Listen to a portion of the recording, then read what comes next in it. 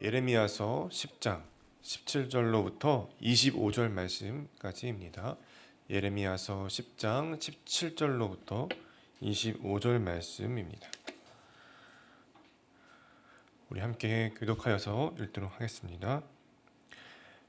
에워싸인 군대에 앉은 자여, 내 짐 꾸러미를 이 땅에서 꾸리라. 여호와께서 이와 같이 말씀하시되, 보라, 내가 이 땅에 사는 자를 이번에는 내던질 것이라. 그들을 괴롭게 하여 깨닫게 하리라 하셨느니라. 슬프다 내 상처여, 내가 중상을 당하였도다. 그러나 내가 말하노라, 이는 참으로 고난이라. 내가 참아야 하리로다. 내 장막이 무너지고 나의 모든 줄이 끊어졌으며 내 자녀가 나를 떠나고 있지 아니하니 내 장막을 세울 자와 내 휘장을 칠 자가 다시 없도다. 목자들은 어리석어 여호와를 찾지 아니하므로 형통하지 못하며 그 모든 양떼는 흩어졌도다. 들을지어다, 북방에서부터 크게 떠드는 소리가 들리니 유다 성읍들을 황폐하게 하여 승냥이의 거처가 되게 하리로다. 여호와여, 내가 알거니와 사람의 길이 자신에게 있지 아니하니 걸음을 지도함이 걷는 자에게 있지 아니하니이다. 여호와여, 나를 징계하옵시되 너그러이 하시고 진노로 하지 마옵소서. 주께서 내가 없어지게 하실까 두려워. 같이 읽겠습니다. 주를 알지 못하는 이방 사람들과 주의 이름으로 기도하지 아니하는 족속들에게 주의 분노를 부으소서. 그들은 야곱을 씹어 삼켜 멸하고 그의 거처를 황폐하게 하였나이다 하니라. 아멘. 하나님께서 이제 이스라엘을 심판하고자 하십니다. 이방 나라의 군대가 예루살렘 성을 에워싸고 있고 더 이상 하나님의 심판을 피할 수 없는 데까지 왔습니다. 심판의 때가 되면 이스라엘의 모든 것은 다 정리가 될 것입니다. 1절은 그러하기 전에 짐을 정리하라고 경고하고 있습니다. 이번에는 정말 이스라엘을 다른 곳으로 보내버릴 것이다 라고 말씀합니다. 그 이유를 뭐라고 말씀하십니까? 그들을 괴롭게 하여 깨닫게 하리라. 하나님은 이스라엘을 깨닫게 하시기 위하여서 그들에게 괴로움을 주시겠다고 말씀하시고 있습니다. 18절에서는 이번에는 이라는 말이 눈에 들어옵니다. 이번에는 던질 것이다. 괴롭게 하여 깨닫게 하겠다. 그동안 참 많이 참으셨다는 의미가 내포되어 있지요. 이스라엘이 스스로 깨닫고 돌아오기를 하나님께서도 참 많이 참으시고 오래 기다리셨을 것입니다. 하나님은 우리가 스스로 생각하고 깨달을 수 있는 시간을 주시지 않는 분이 아니시죠. 우리의 생각과 상상보다 더 인자로우시고 많이 참아주시는 분이실 것입니다. 그러니 우리가 징계로 인한 고통이 있기 전에 깨닫고 돌아간다면 참 좋을 것입니다. 그러나 이스라엘 백성들은, 그리고 어쩌면 오늘 우리는 하나님이 고통과 괴로움을 주시기 이전에 깨닫지 못하는 어리석음이 있습니다. 그래서 하나님은 때로 우리에게 고통을 주시기도 합니다. 하나님이 이스라엘 백성들의 고통 속에서 무엇을 깨닫기를 원하셨고 무엇을 깨닫기를 중요하게 여기셨길래 그들에게 고통을 주시면서 깨닫기를 원하고 있는 것일까요?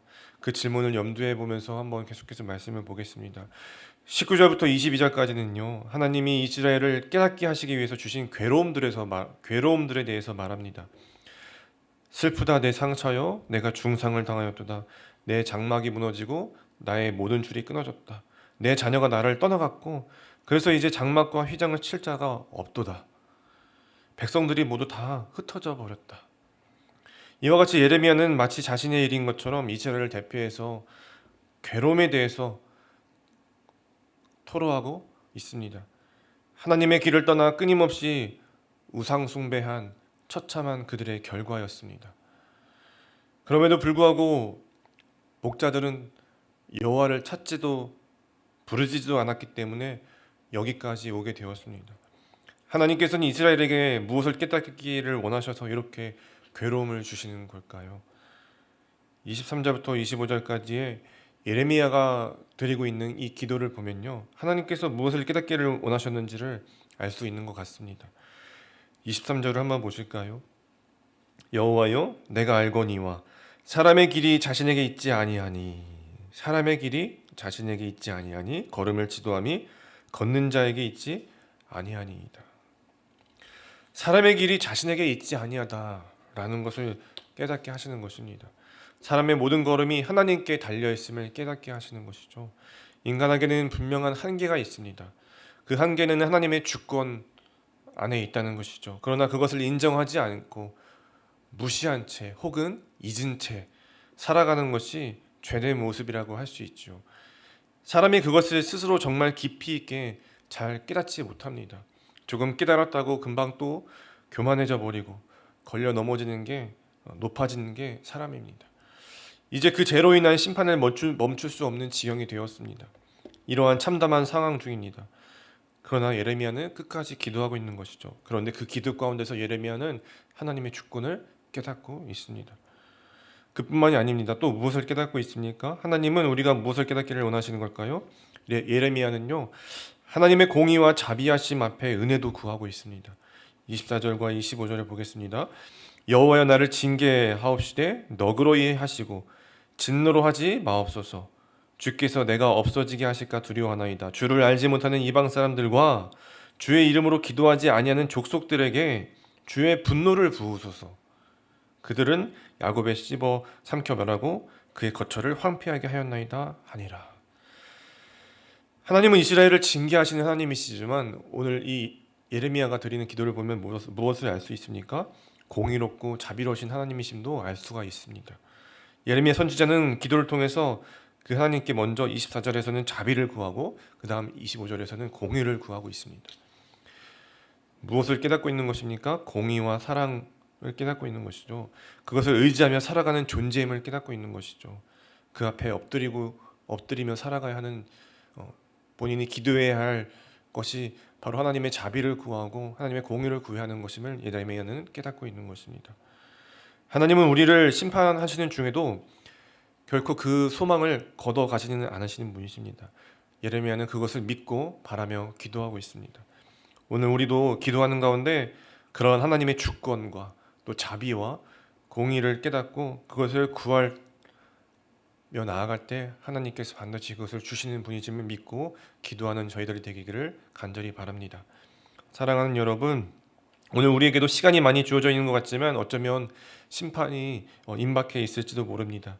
또 예수 그리스도가 이미 오셔서 또 어둠의 권세, 사망 권세를 깨뜨리셨습니다. 이미와 아직의 시대를 살아가고 있는 오늘 우리입니다.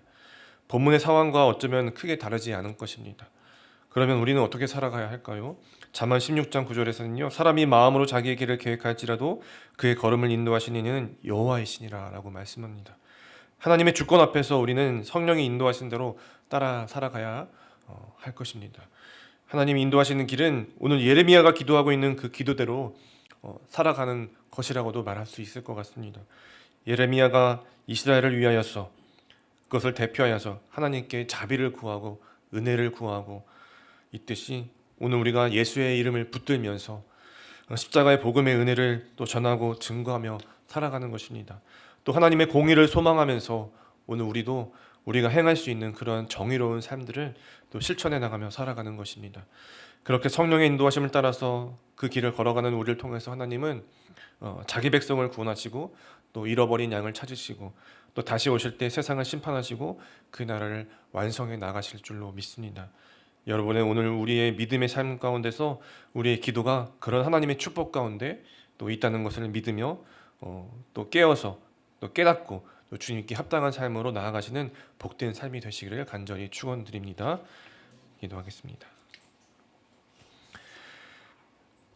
은혜와 자비가 충만하신 하나님 아버지, 오늘도 하루의 시작을 주님 존전해서 주님의 얼굴을 구하며 기도하게 하시면 감사합니다. 오늘도 이 고된 삶의 모든 시간들을 주님 앞에서 살아가기를 원합니다.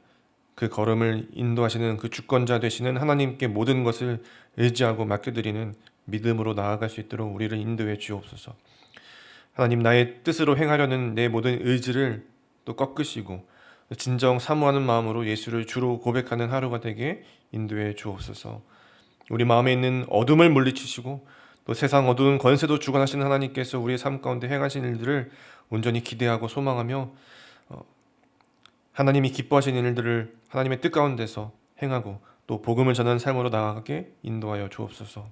또 그렇게 인도하시며 우리의 모든 것을 채우실 전능하신 하나님을 경험하게 하여 주옵소서. 믿사오며 예수님의 이름으로 감사하며 기도드리옵나이다. 아멘. 우리 이 시간 함께 기도하며 나아가실 때에요, 주어진 말씀을 가지고 삶의 수고로움과 또 괴로움 속에서도 주님을 더 알게 하시고 그 기쁨 누리게 하여 주옵소서. 또 이 죄악된 세상 속에서 하나님의 자비와 공의를 구하며 소망을 전하는 삶을 살게 인도하여 주옵소서라고 기도하시겠고요. 또한 청소년부 수련회가 계속 어제부터 진행되고 있는데 큰 은혜와 부흥을 허락해 달라고, 또 교회에 많은 환우분들을 계신데 그 치유와 회복을 위해서 함께 기도해 주시기를 부탁드리겠습니다. 또 그 밖에도 가지고 나오신 많은 기도 제목들 가지고 이 시간 함께 간절히 주님 앞에 기도하며 나아가시겠습니다. 기도하겠습니다.